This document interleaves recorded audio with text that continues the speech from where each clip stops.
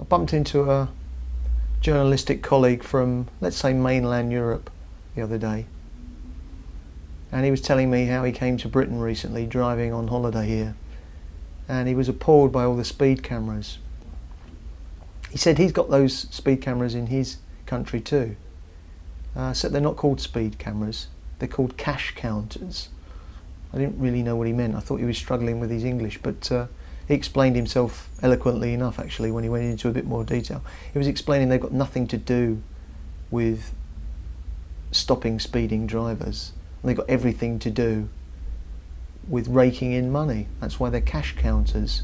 Every time the gun goes off, thank you very much, ding, another 50 quid or whatever in the kitty for the government or the privatised industries that are putting the cameras up.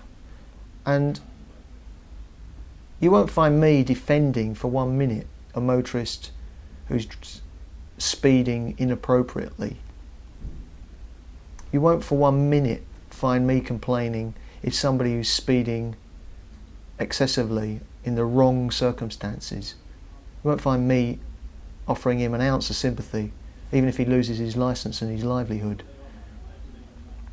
But where you will find me complaining is when I see a motorist who's driving down a dual carriageway, maybe a 2 or 3 lane dual carriageway, and he sees a 50 mile per hour sign. He's got trucks on his bumper, he's got taxis on his bumper, they're almost nudging him along to go faster, and he's desperately trying to stick within the speed limit. And the speed limit is quite simply too low. Whoever decided that should be a 50 mile an hour speed limit got it wrong. And what is there so often in those locations? There's a speed camera there. It's not there to enforce a 50 mile an hour speed limit because it's essential that it's imperative that people adhere to that 50 mile per hour speed limit. It's there as a cash counter. It's there to rake in money. And I'm just staggered really that the public put up with it, that the motoring associations put up with it. There's even evidence now that even if speed cameras work and that they do reduce speed, there's evidence that in America, for example, accidents have gone up, have actually increased after the speed cameras have been installed. And frankly, I'm not surprised because I now see a regular pattern. I see people driving along at maybe 60, 70 mile an hour on a 3-lane dual carriageway road because they know that that's just about the right and appropriate speed to go on that road. And it's safe to do that speed on that road.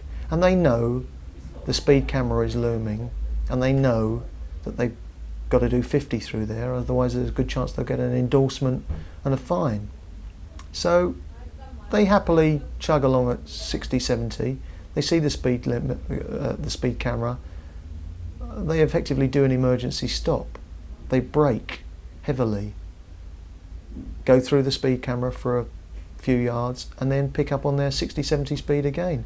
So it's not stopping speeding, it's stopping people speeding over those few feet or few yards where the speed camera can be seen. It doesn't stop them before from speeding, it doesn't stop them afterwards.